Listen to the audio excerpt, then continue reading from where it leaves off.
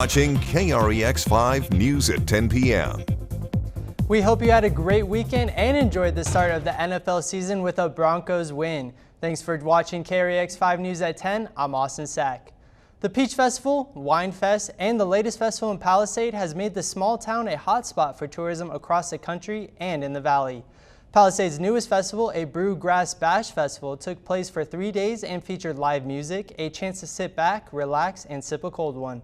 KREX 5's Chance Sicklin joins us live in the studio with more on this one-of-a-kind event. Chance? Austin, the Palisade Brew Bash Festival wrapped up its festivities today. The event left a smile on many residents' faces here on the Western Slope. And one new service is also ensuring people have a way to get home safely.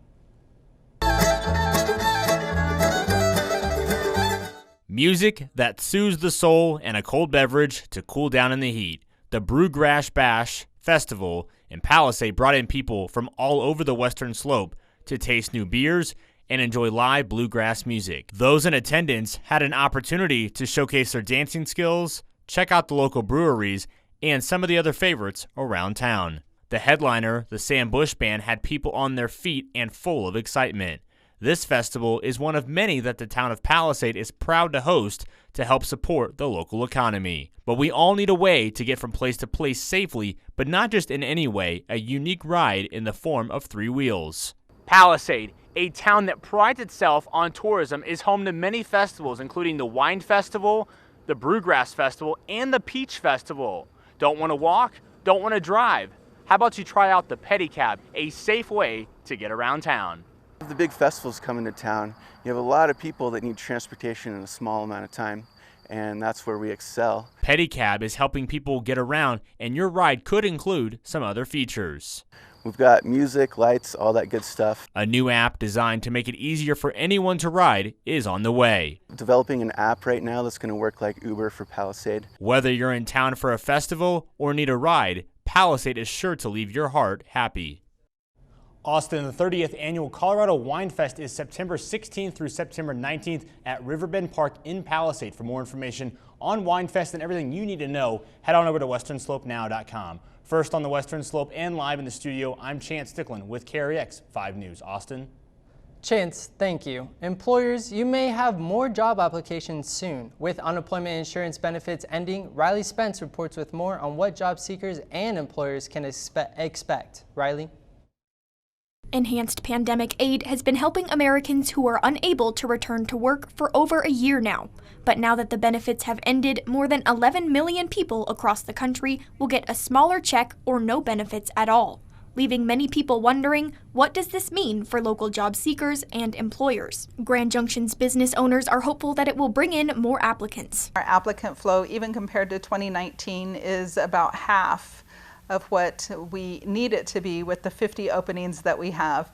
We're very hopeful that going forward we will start to see that spike. Express Employment says it averages about 3 applicants per week right now, and it's not the only business hurting. We have a severe worker shortage across all industry sectors. However, both job seekers and employers need to be prepared for new post-pandemic work expectations and environments.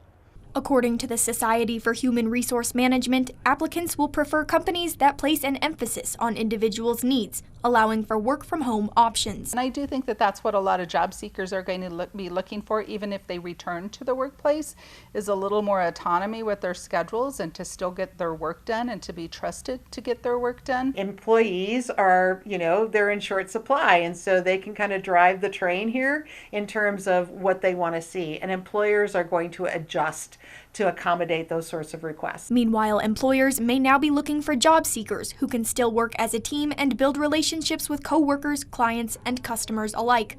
Regardless of whether you prefer to work from home or report to the office, with the last of the unemployment stimulus benefits rolling out this week, local businesses are hoping to see more applicants in the coming weeks. First on the Western Slope, for KREX 5 News, I'm Riley Spence. Thanks, Riley. The unemployment stimulus benefits officially ended on September 4th, with the last of the checks going out by the end of last week. To spread awareness of suicide prevention, a group in Grand Junction held a march up Main Street earlier today. Although Mesa County's rate of deaths by suicide has decreased from 2018, it remains higher than the state and national comparisons. A group of about 40 people could be seen walking along Main Street today advocating for suicide awareness. 2 bills sponsored by Western Slope representatives have gone into effect, and more suicide prevention resources will be brought to Mesa County soon, one of which includes a new suicide prevention hotline.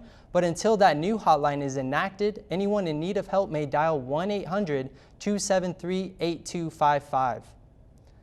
Suicide is a significant problem in Colorado, with Mesa County having the highest rate in the state. But with the arrival of National Suicide Prevention Month comes some legislative help. 2 bills sponsored by state representatives on the Western Slope and signed into law by Governor Polis have now been fully enacted. Suicide can affect us all, but with support provided by this legislation, more suicide prevention resources are offering hope. We've had some good bills, in the past run to help with prevention of suicide, but we really need to provide these resources now. It's time. Legislation co-sponsored by Representative Rich is designed to combat a widespread problem in our state. Well, the main focus is about lowering the suicide rate by enhancing care for persons affected by suicide and broadening Colorado's focus on suicide and suicide attempts and the after effects of those actions. This is about not only prevention, but intervention and postvention. Rich is concerned about Mesa County's high suicide rate and turned to a group that is affected for insight on what resources would best meet the needs of suicide prevention among high school students. When one of their friends commits suicide, they didn't really have anywhere to go. Separate but related legislation co-sponsored by another Western Slope lawmaker helps to make resources immediately available in our region. When you are in a mental health crisis, there is only one mental health hospital between Denver and Salt Lake City. But if you aren't able to make it to the hospital, you can call the National Suicide Prevention Hotline, which is currently 11 digits long, which may be too long because seconds save lives. 988 is when you're in a mental health crisis or you're considering suicide, and you need to be able to reach out to someone right then and there. What we've learned about someone who's suicidal is just a delay could be the difference between life and death. One person commits suicide every 17 minutes in the United States. Effective January 1st, 2022, anyone can dial 988 and receive support. The new suicide prevention number will cut down the time that it takes for support to reach someone in need and could help save a life. With the summer season winding down, the last days of soaking up some sun at the pool are upon us. Last week was the last day for people to enjoy a swim at Lincoln Moyer Pool, and today was the last day for our furry friends to swim. Spectators were free, but the dogs had to pay admission. Grand Junction Parks and Rec hosted the 16th annual Dog Days today at the Lincoln Park Moyer Pool. People had a chance to bring their dogs to the pool to swim and splash. Some dogs chased frisbees, some just wanted to swim, but collectively it looked like everyone was having a fun time. Dogs Dive In on Saturday were $5 each. 3 or 4 dogs in the same family were only $12. The event proceeds benefit the Royce Hurst Humane Society and the Billy Crawford Memorial Scholarship Fund. In so many places we go, your dog's required to be on a leash, and so it's fun to give them an environment to come and play and swim and get to interact with one another and just enjoy this beautiful day. I know it's a great thing for our dog just to get accustomed to being around other animals and many other folks all at one time. KREX 5 News will have your full weather forecast when we return, and sports with Antonio Clark featuring a phenomenal Broncos win is still to come.